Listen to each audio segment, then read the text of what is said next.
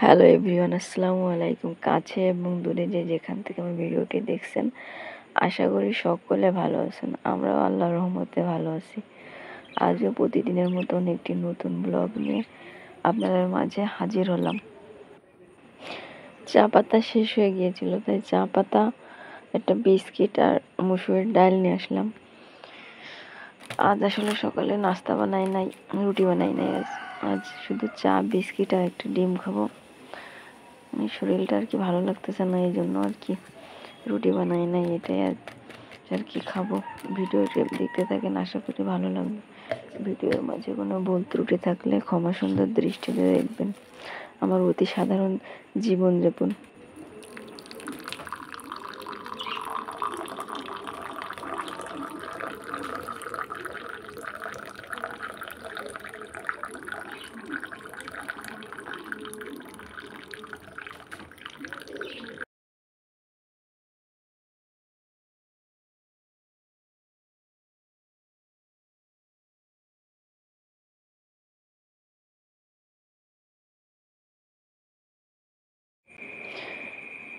নাস্তা শেষ করে এবার আসলাম মুরগি কাটতে। ফার্মের মুরগি নিয়ে আসছিলাম, সেই মুরগিটা আর কি কেটে ধুয়ে পরিষ্কার করে নিচ্ছি। এদিকে আমার বিড়ালগুলো দেখেন, মুরগি কাটাতে তাদের অবস্থা দেখেন, তারা কি করে দেখেন। দেখতে থাকেন, আশা করি ভালো লাগবে।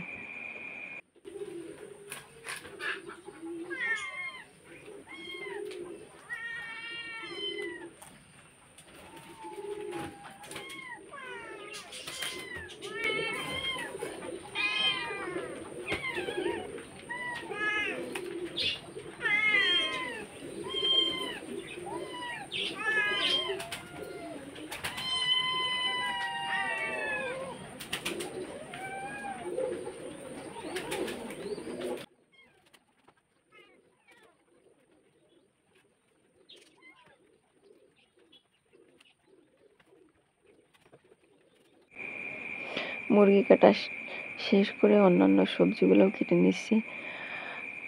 আগে থেকে কেটে নিলাম, 11টার পরে আর কি রান্না করতে যাব, এই জন্য আগে থেকে কেটে কুটে আর কি রেডি করে নিচ্ছি।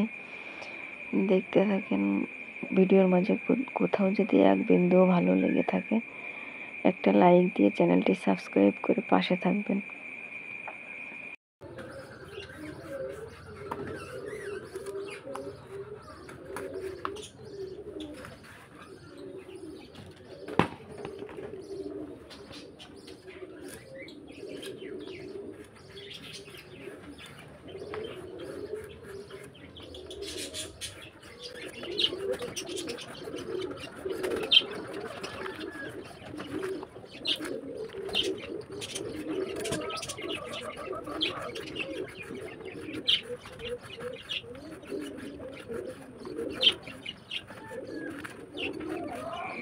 সবজি কাটা শেষ করে এখন বাজে সকাল 11:30। চুলার থেকে ছাই উঠাই নিচ্ছি। ছাই না উঠাইলে রান্নাবান্না করা যায় না। প্রতিদিনের ছাই আসলে প্রতিদিনই উঠাইতে হয়। ছাই উঠাইয়ে তারপরে রান্না শুরু করব। এদিকে আগে মাছটা ভেজে নিচ্ছি, তারপর অন্যান্য রান্নাবান্না করব। ভিডিওটি দেখতে থাকেন, আশা করি আপনাদের ভালো লাগবে।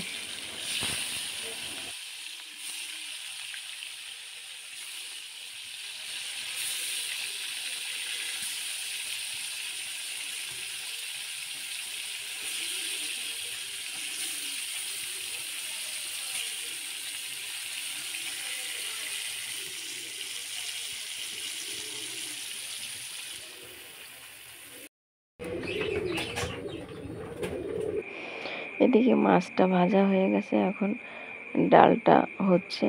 ডাল হওয়ার পরে তারপর পটল রান্না করব, তারপরে মাংসটা রান্না করব আর কি। মাংসটা খেতে খুবই টেস্টি হয়েছিল। ব্রয়লার মুরগি আসলে একটু ভেজে ভালো করে রান্না করলে আসলে ভালোই লাগে।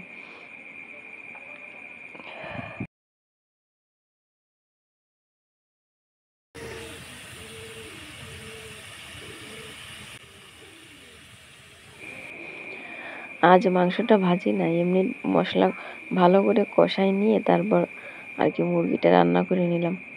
এতেই ভালো টেস্ট হয়েছিল। ব্রয়লার মুরগি আমার কাছে ভালোই লাগে, একেবারে খারাপ না। অনেকে হয়তো পছন্দ করে না, কিন্তু আমার কাছে ভালোই লাগে।